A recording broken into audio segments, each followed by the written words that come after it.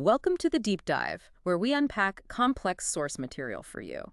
Today, we're looking at something often brushed off as just, well, clumsiness. Right, but it's much more than that for many kids.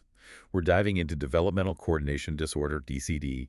Our main source, the Comprehensive Textbook of Psychiatry, treats this as a specific neuromotor disability, something that shows up really early in development. Okay, so not just kids being kids, it actually impacts how they coordinate movements. Exactly. We're talking slower, less accurate, sort of more variable movements compared to their peers. It's a recognized disability. That definitely reframes it. So maybe let's start with some quick facts.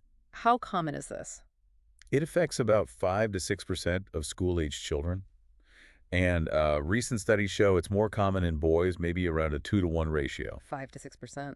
That's actually quite a lot. So our mission today. Yeah, it is. Our mission is to really unpack DCD. Using the textbook, look at the core features, a bit of the history, how it's diagnosed, and importantly, the evidence-based treatments. We want to make these key psychiatric concepts clear for you. Great. Let's start with the official definition then. How does the DSM-5-TR actually define DCB? Okay, so the essential feature is having motor skills, coordination specifically, that are substantially below what you'd expect for the child's age and, importantly, their level of intelligence. Substantially below, meaning it has real consequences. Yes, that's criterion B, actually. These motor deficits have to significantly and persistently interfere with everyday activities. Think academic achievement, basic self-care, play, social life. So what might that look like? Give us some examples. Well, in young kids, maybe delays hitting motor milestones like walking or crawling. Later, it could be things like constantly dropping stuff, being really bad at catching a ball, or having very poor handwriting. Difficulty with zippers, buttons, using cutlery. It sounds like this has been recognized for a while, but maybe under different names. Oh, definitely. The history is interesting. Back in the early 1900s, you might hear terms like motor deficiency syndrome. Then, by the 1930s, clumsy child syndrome was common, but that was more descriptive. The cause wasn't really understood. So it was just an observation, not really a diagnosis yet. Pretty much. Yeah. We've had a whole bunch of terms over the years: developmental dyspraxia, congenital maladroitness, things like that. But the key now is that DCD, or specific developmental disorder of motor function, are the accepted terms. And there's a crucial diagnostic point here, isn't there, about ruling other things out? Absolutely critical. You must rule out other explanations. Is it related to an intellectual disability? Is there a known neurological condition, like cerebral palsy or muscular dystrophy or some degenerative disorder? If the clumsiness is better explained by one of those, it's not DCD. Right. So DCD is kind of what's left when those other conditions aren't the primary cause, but the motor problems are still significant and impairing. Exactly. It's a diagnosis based on meeting the positive criteria and excluding those other conditions. Okay, let's talk more about how it actually manifests. You mentioned different skills. How does it look across different age groups, like gross motor versus fine motor? Yeah, the textbook often breaks this down. For gross motor skills, in preschoolers, you might see lots of falling, maybe an unusual way of walking or running, bumping into things constantly. Things that might get dismissed as just being a bit awkward at that age? Sometimes, yeah.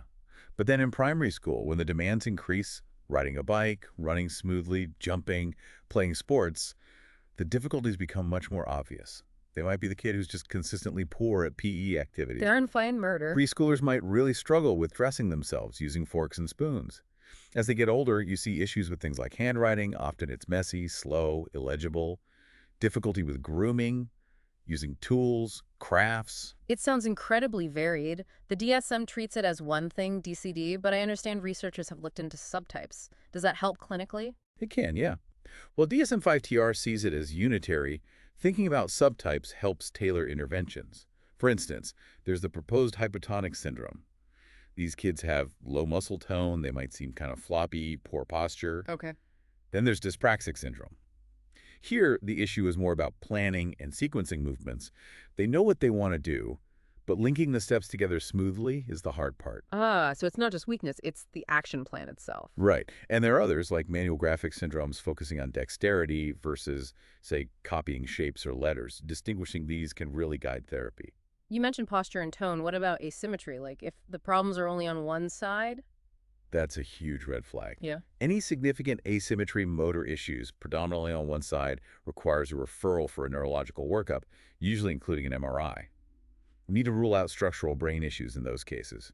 DCD typically affects both sides, even if one is slightly worse. Good to know. We touched on prevalence earlier, 5 to 6%. Is that consistent globally? Pretty much, yeah. Studies across Europe, Asia, Africa, Australia, North America all land around that figure. It suggests a biological basis rather than purely environmental factors. Okay, let's dig into that biological basis. What's the thinking on the etiology? What's going wrong in the brain? The leading theory involves problems with specific brain networks, particularly circuits involving the parietal lobe and the cerebellum. These are crucial for motor control and spatial awareness. And there's this concept of an internal model. Can you explain that? Sure. Think about reaching for something. Your brain doesn't just react as your hand moves. It predicts the movement needed based on past experience. It creates an internal model of the action before you even start. Like a simulation? Kind of, yeah. It allows for smooth predictive control. In DCD, the idea is that this internal modeling process is deficient. They rely more on feedback during the movement, which is slower and leads to those awkward, less fluent actions. They struggle to anticipate and plan the sequence. And does that tie into executive functions too, like attention and working memory? Definitely. Deficits in executive functions, attention, working memory, inhibition, are often seen alongside DCD and are thought to contribute to the motor planning problems. That parietal cerebellar network is involved in those functions too. That makes sense then why there's such a high rate of comorbidity, especially with ADHD. It's strikingly high. Somewhere between 30 and 50% of kids with ADHD also meet criteria for DCD. Wow. Is it the hyperactivity part of ADHD or something else? Interestingly, research suggests it's more strongly linked to the inattentive symptoms of ADHD rather than the hyperactive or impulsive ones. What does that suggest? It points towards a possible shared underlying issue, maybe in those higher-order control systems, attention, planning, information processing, perhaps related to cerebellar function or even dopamine pathways, though that's still being researched. The source material also highlights a link with being born very prematurely. Yes, that's another important piece of the puzzle. Children born very preterm, like at or before 25 weeks gestation, have a much higher risk of DCD. And that's specific to motor skills. Often, yes. What's significant is that these motor and executive function issues can occur even when the child's overall intellectual ability is fine. It suggests a specific vulnerability in motor development pathways due to that early biological stress, not just a general developmental delay. And what about links to other learning issues? Strong links there too, especially with specific learning disorders like dyslexia.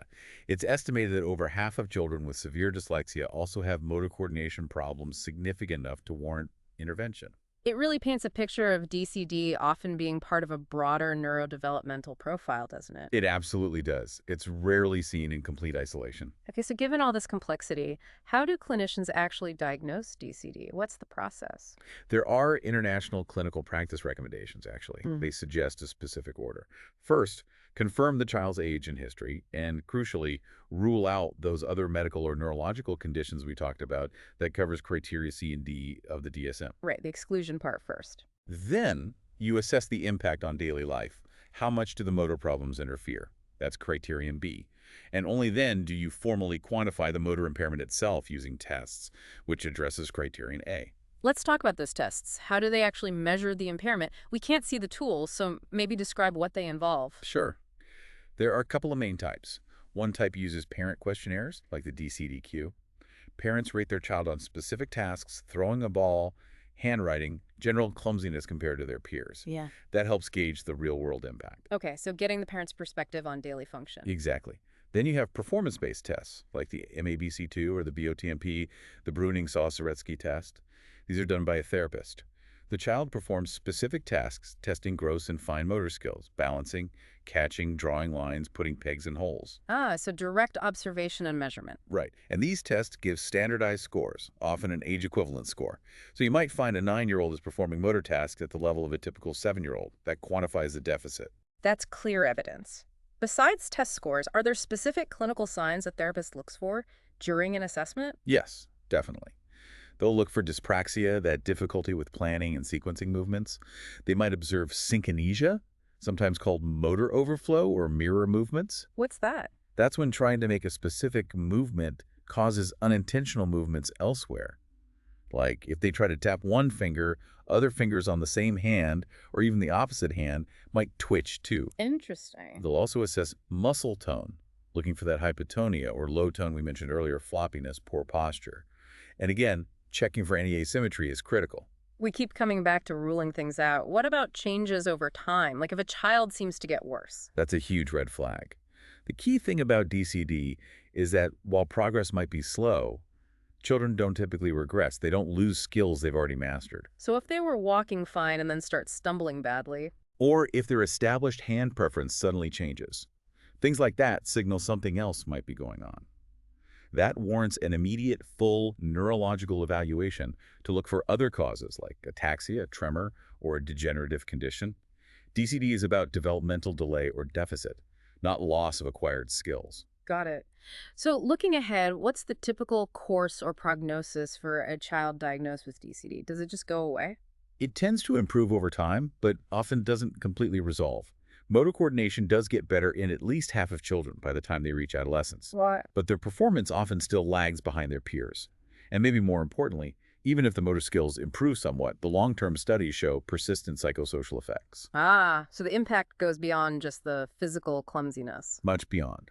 Studies following individuals up to age 22 find ongoing issues, higher rates of anxiety, depression, low self-esteem, difficulties with peer relationships, social isolation, even higher unemployment rates, and continued problems with things like reading. Wow. So the early motor struggles cast a very long shadow. They really can. The experience of being clumsy, failing at tasks peers find easy, being clicked last for teams, that can deeply affect self-concept and social development, even if the coordination itself gets better. Okay, this really underscores the need for effective intervention. What does the evidence say works best? What are the main treatment approaches? Meta-analyses point strongly towards task-oriented approaches having the best evidence, Task-oriented, meaning? meaning they focus directly on teaching the specific functional skills the child is struggling with, not trying to fix some underlying general process, but rather teaching them how to ride the bike or how to tie their shoes or improve their handwriting. Can you give an example? A really well-regarded one is COOP, which stands for Cognitive Orientation to Occupational Performance. It's quite clever. It teaches a child to set a goal, make a plan, do the action, then check how it went. Yeah. It directly tackles that internal modeling and planning deficit. So it makes the planning explicit. Exactly. Another one is NTT, or Neuromotor Task Training. It combines practicing the skills with cognitive behavioral strategies, things like planning ahead, breaking tasks down, managing anxiety about performance. What about using technology, like video games?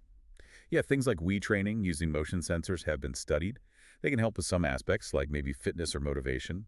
But generally, studies suggest that direct task-oriented approaches like NTT lead to greater improvements in the actual motor performance and functional skills compared to just Wii training alone. Okay.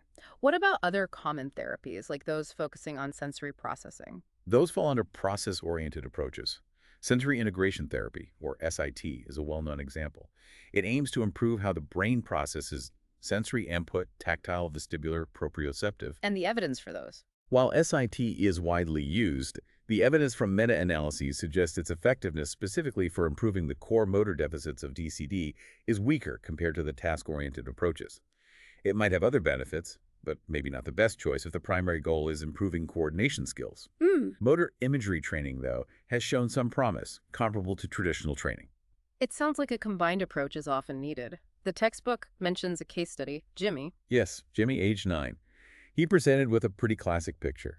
Delayed milestones early on, terrible handwriting, failing PE, really clumsy, and he also had comorbid ADHD. So multiple challenges. Right. Testing confirmed DCD, his motor skills on the BOTMP were functioning around a 7-year-old level. His treatment was multifaceted. You got occupational therapy focusing on handwriting and specific skills, adaptive PE at school, but also social skills training. Ah, addressing the psychosocial part too. Crucial.